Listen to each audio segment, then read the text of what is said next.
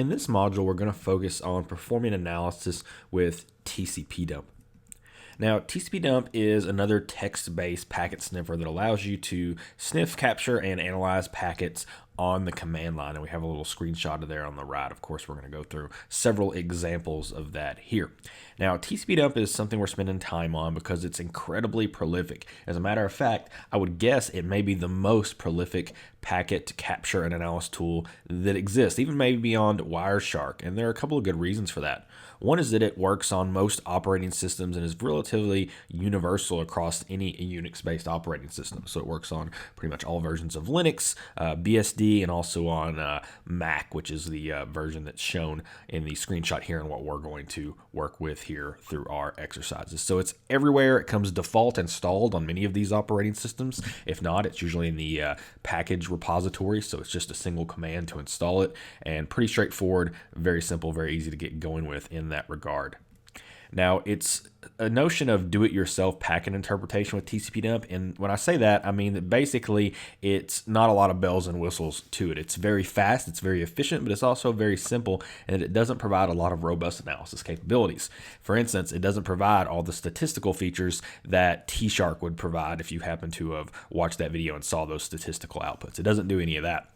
Furthermore, it doesn't really do any type of layer 7 type of analysis. It does a little bit, but it doesn't have the wealth of protocol dissectors to rely on that Wireshark has. So it can't dissect all these different layer 7 protocols, not thousands of protocols like Wireshark and T-Shark. It just does the common TCP/IP stack protocols and a few layer 7 protocols here and there. And of course, with that, you lose some sense of state awareness. So you don't get the output that Wireshark or T-Shark will give you, where it's doing TCP sequence acknowledgement analysis and different things like that. Every packet is viewed, for the most part, as an independent entity and interpreted as such, which requires a little bit more legwork for the analyst, but reduces the amount of abstraction between you and the data.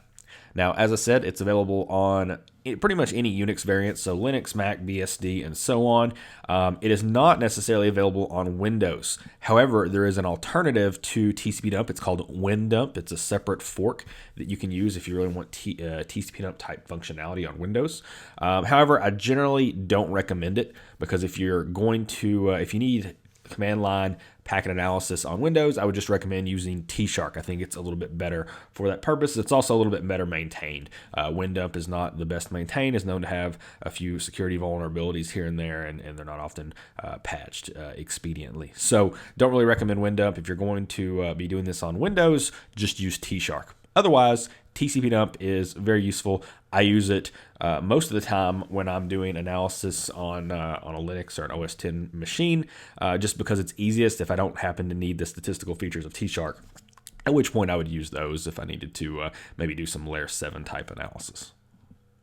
Now let's get into Tcpdump functionality, and that really begins with the concepts of reading and writing data. Now, Tcpdump will operate in packet sniffer mode by default, which means if you just simply run the Tcpdump command, it's going to start capturing packets and dumping those to the screen, and it'll capture them off your default network interface, but of course you can specify the interface you'd like to capture from as well by using the -i command and specifying the name of the interface.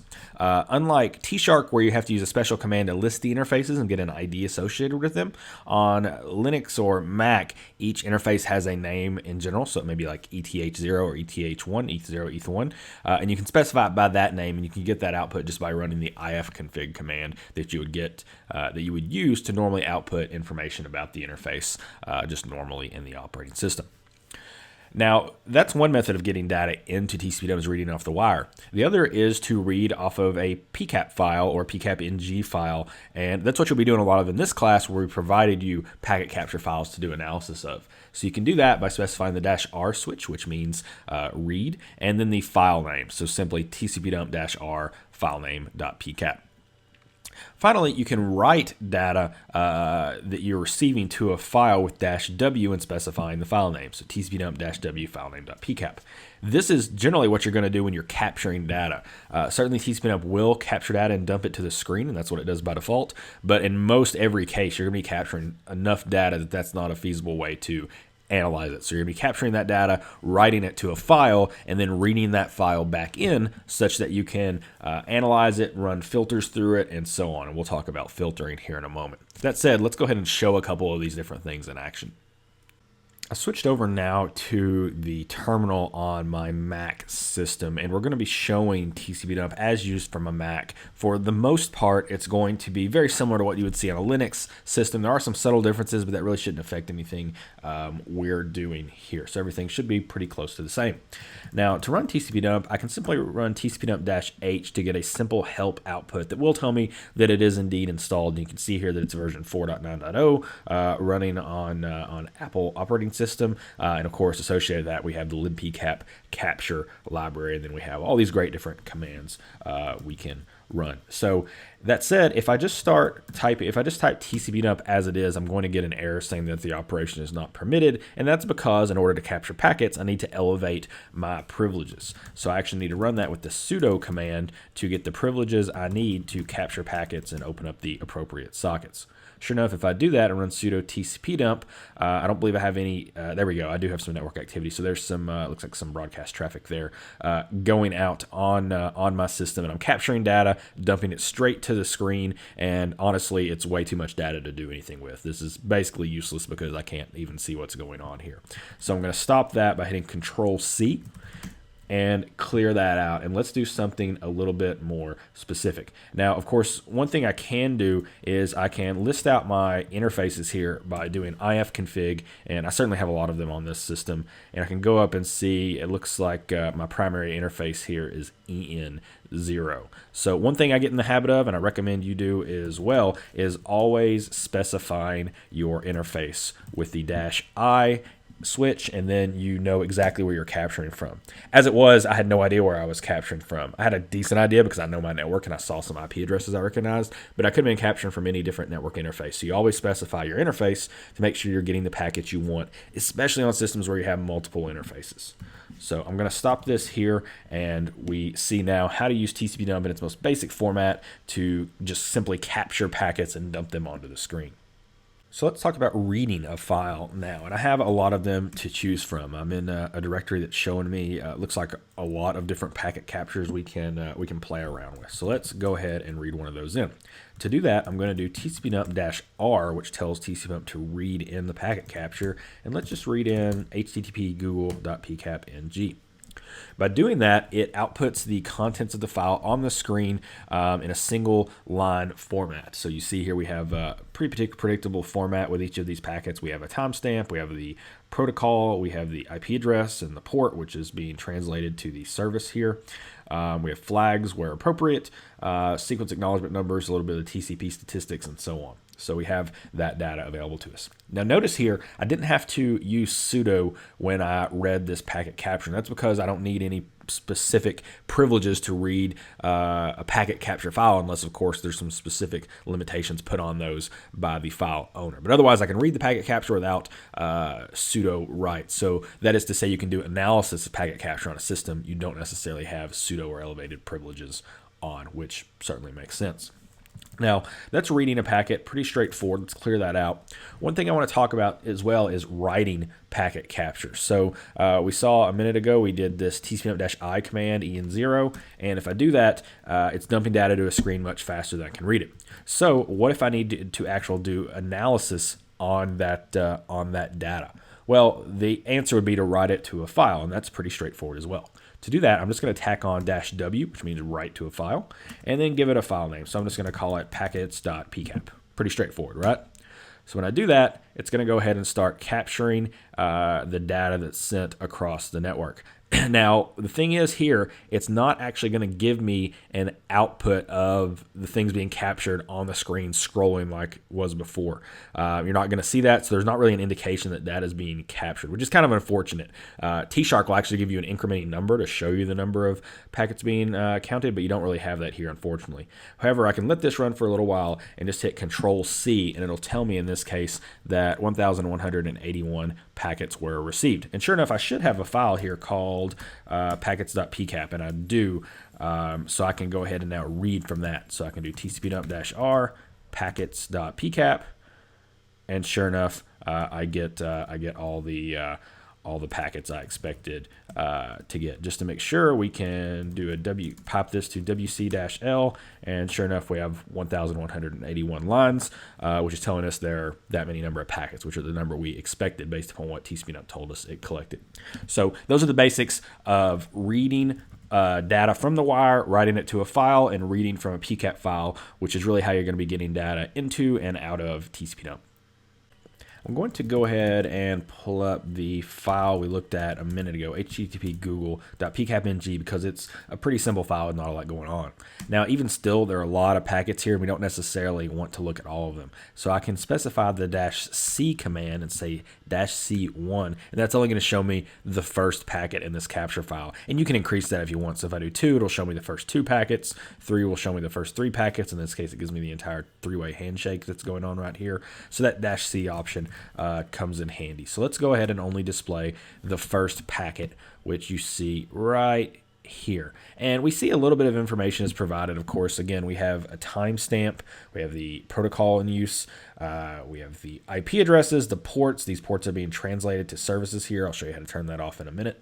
The flags, sequence numbers, TCP window size, and the TCP options used, and of course the payload link. So these are all being drawn from the data that's present to us. Now, if we want a little bit more data, we can do that by adding the -v option, which is going to make the output a little bit more verbose. And you can kind of compare these. Notice we have only about 1.5 lines of data here with this one. And here we actually have 3 lines of data. It's all one line. It's actually just wrapping, but we see we have quite a bit more data provided here. We have some IP information. We have fragmentation flags, link fields from the IP header, so on and so forth. So a lot of data available to us there. Now let's look at the other output types, the hexadecimal and ASCII types.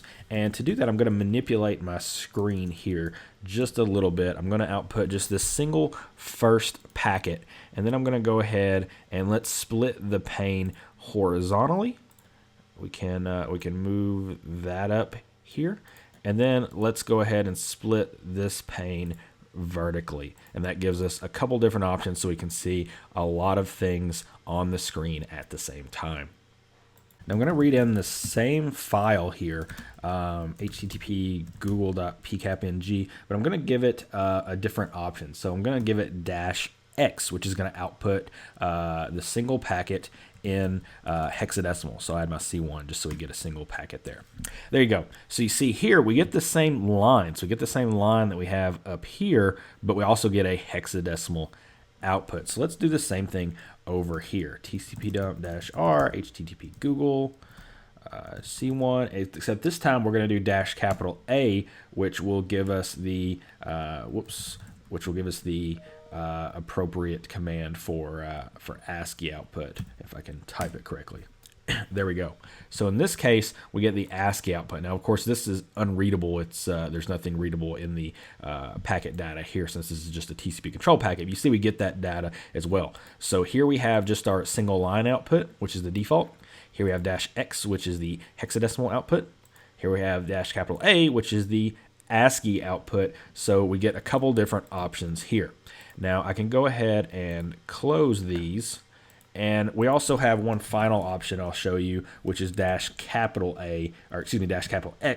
which will give you both the hex and the ASCII output. So we get hex here in the left, we get ASCII over here on the right, which is probably the most flexible of these. This is the one I generally find myself using the most when I want to get additional packet details, is this -X. Of course, we can get some more interesting data if I expand this to look at 4 packets, because it's this force packet, which is the HTTP GET request, and we can actually see human readable text over here in the ASCII section. So all these are just very different ways to display Tcpdump output information. Something you need to be comfortable doing is, at minimum, just being able to limit the number of packets you're shown with the -C option, increase verbosity with the -V option, and show the hex and ASCII outputs with the -X, A, and X options.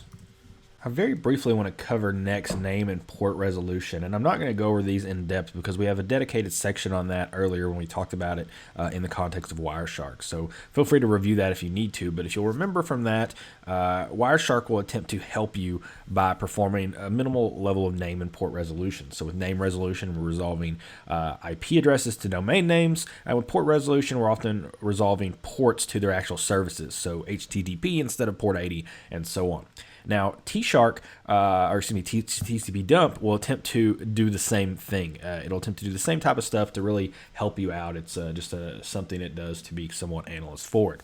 That said, you may want to disable those for various reasons. I've already mentioned that I generally like to disable port resolution because something's running on a common port like port 80 doesn't necessarily mean it's HTTP traffic. So it's helpful to sometimes actually look at the port number and not bias yourself by looking at the suggested services, especially if you're newer to this and a little bit more suggestible to those types of biases. So disabling that, incredibly easy. It's just a matter of using the -n switch in Tcpdump, which will disable both name and port resolution, all of these different types of resolution that are going on. So you just get the something a little bit more closer to the raw data as opposed to something interpreted by the tool.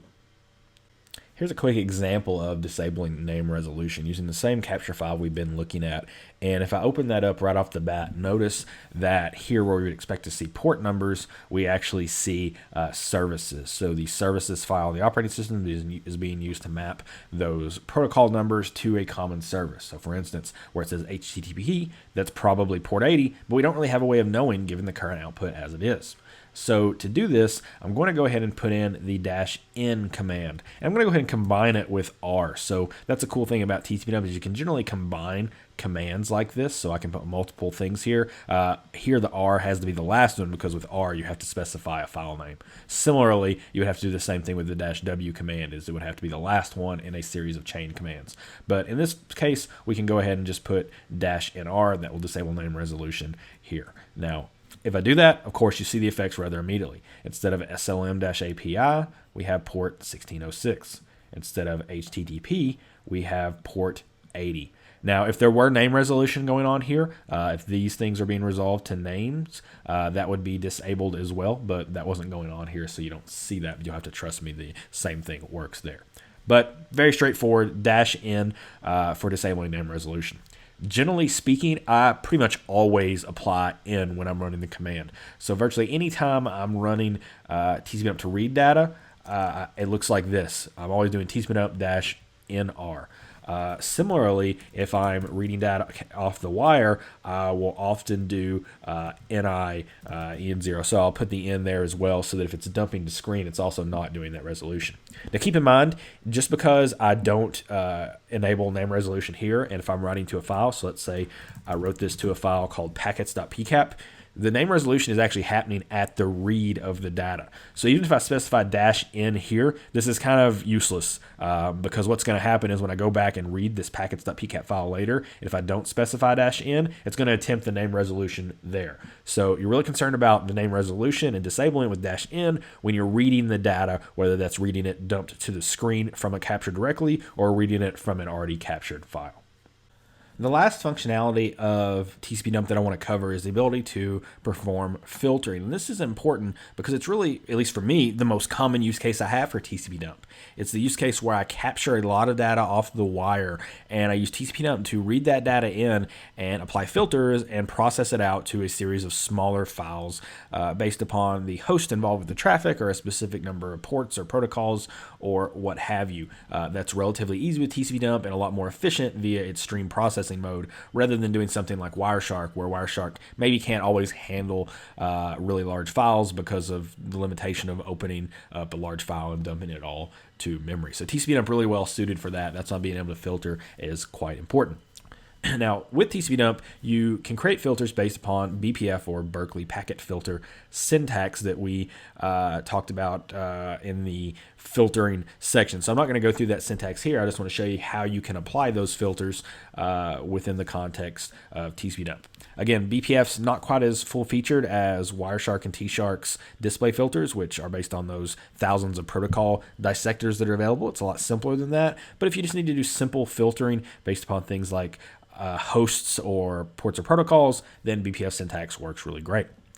Now, applying these filters is quite simple. Simple enough that you don't even actually have to specify an additional switch to do it that you have to remember. You simply have to tack them on to the end of the tcpdump command that you're running. So here are a couple of examples on the screen. The first will filter for anything over TCP port 80. The second will filter for anything over TCP port 80 or UDP port 53. So it's just tacked onto the end here. We've wrapped it in single quotes. That's just to help organize it and keep it kind of segmented off so it's visually easy to parse, which is certainly a best practice. But again, applying those really easy, just tack them on to the end of the command as seen here. One other useful feature of Tcpdump is the ability to use filter files. And in cases where you're using complex filters or a whole lot of filters, it makes much better sense to reference a file rather than tacking all that onto the end of the command, which can make it very hard to read and very hard to parse and edit. To do that, you simply create a file and reference it using the -F command as listed here. Now, a couple of important things here. First, notice that I'm referencing an absolute path in this case. So filters.bpf apparently sits at the root of the file system, so just slash. But you always want to reference that absolute path in the case of specifying a filter file so you prevent anything weird from happening. Of course, Tcpdump also has to have permission to read that file. And also take note, this messes a lot of people up, that filter files do not allow for commenting. So you can't put comments in a filter file. If Tcpdump sees those, it will error out and not be able to execute and run. So I recommend taking your filter file if you're running one and keeping 2 copies of it. One that is your production copy, that is actually what is referenced in the Tcpdump command, and another which is commented and used for reference purposes. So you're always updating those and keeping those synchronized as much as possible. So now let's try applying filters via Tcpdump. So I'm going to go ahead here and let's read the file http google. Actually, no, let's do http espn fail.pcapng. Now I don't want to dump all this to the screen. That's not super useful, but I'm going to pipe the output to wc-l, which will actually give me a count of all the lines in the output. Since we have 1 packet per line, it will essentially tell me how many packets are in the capture file. In this case, it looks like there are 569 packets total. That's a lot of packets, so let's see if we can't filter it down. We know there's HTTP data, the file name tells us that, but let's say we only want to get the DNS data here. So what I'm going to do is just tack on my filter straight onto the end of the command. So let's just say we want UDP port 53 traffic, which should get us DNS. Now, again, I can just hit enter and dump that to screen, but I'm just going to pipe that to wc-l and get the count of packets.